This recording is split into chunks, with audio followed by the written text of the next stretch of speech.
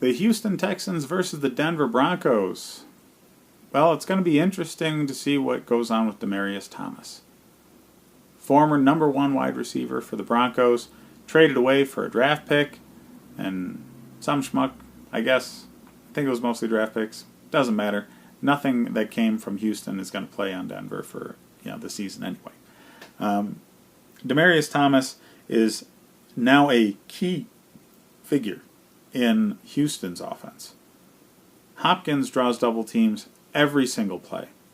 And that was the reason Fuller was a great fantasy pickup, because he could take the top off of defense and he would get single coverage now and again.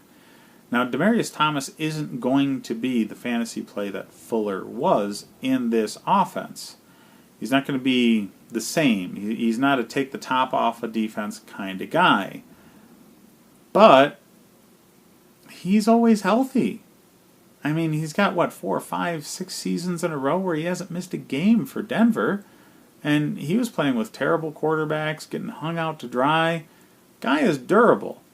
And that's a great talent to have in this league. Always playing. Your number one ability in this league is your availability. And Thomas always has that. So I would expect him to find consistency in this offense pretty quickly.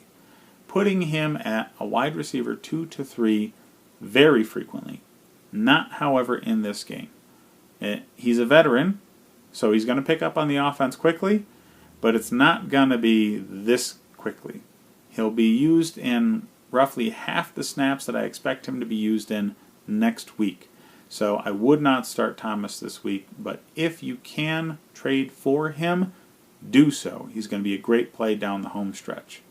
Now, for running backs, Lamar Miller, he's a solid play. He's running back 2 in most leagues. And, Watson, he's fun to pay attention to on the fantasy side of things. I was trying to draft him in my league, and guys scooped him up the pick before I was going to. But he's a QB2 most of the time. In certain matchups, I'd put him in as a QB1. He's a great play to fill in for bye weeks and what you expect your number one quarterback to have a down game. I think this is a game he's going to do well. The Broncos' spirit is not going to be fully in it, having one of their team captains recently traded away.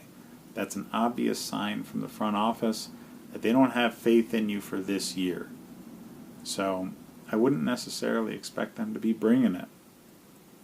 Watson's going to have a game. On the Denver side of things, Emmanuel Sanders is now the absolute focal point of this offense. I've been beating the drum for Emmanuel Sanders all season long. He's definitely been the best fantasy play from a wide receiver standpoint in Denver all season. That's going to get better.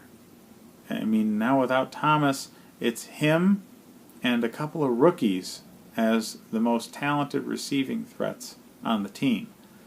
Now, the rookies are fast. They got some size, and at least one of them. So they're going to take enough of the coverage away to make sure Emmanuel Sanders isn't always triple teamed. He's probably going to draw nothing but double teams the rest of the season. So he's going to be a wide receiver 1 in most leagues pretty much the rest of the way, because I expect Denver to be behind in a lot of games, and he's just going to be a target monster.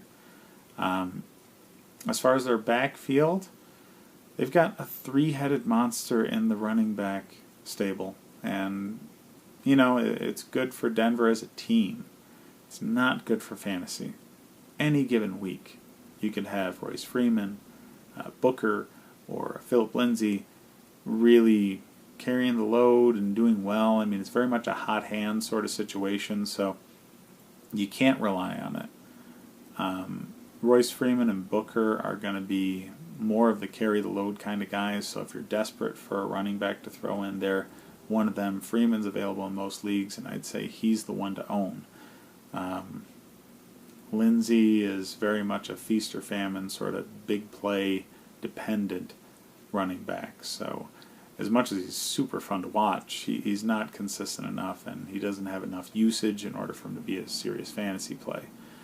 Case Keenum's a joke and a bad one, so he's going to be the top quarterback on the waiver wire in most leagues, and he's going to stay there. So it's going to be very obviously the Houston Texans winning this game and winning big. You know, unless you're a Denver or Houston fan, I'd probably change the channel.